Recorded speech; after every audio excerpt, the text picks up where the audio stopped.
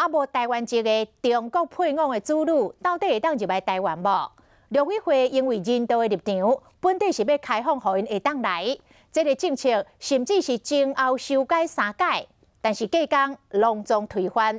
卫福部长陈时中讲，个人优先，防疫优先，无选择台湾籍，都要家己安排承担。这句话嘛，互网友奉为年度的名句。也毋过，安尼一倒来切断，哪像嘛无改掉？因为有一寡中国配偶的子女，并毋是无爱选台湾的国籍，实在是因为有一寡状况，所以就算因已经努力真久了，也是摕袂到台湾的身份证。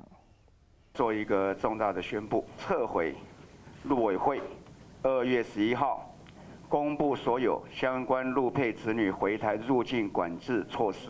卫生部长陈时中这句话直接切断伫疫情中中国籍子女想要回来台湾的梦想，这句话甚至被奉为年度的名言。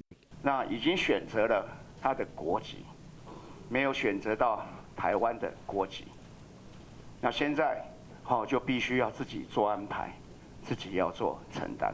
较无24小时，就改变对中国籍子女返来台湾的政策。就算袂少民众俄罗政府嘛引来一道切断的议论，因为目前过来台湾的中国人，伊的子女无法度摕到台湾的身份证有3种情形。第一就是进入一段婚姻所生的子女，20岁以下亲生的子女，当年配额干那300个，有人等要12档啊，拢摕袂到身份证。第二种是台湾人伫中国生的子女，第三种是住伫台湾2年，就使排到专案居留。小孩子也来这边读书了很多年，我有10几岁，你放他在那边，你回来这边工作，你安心吗？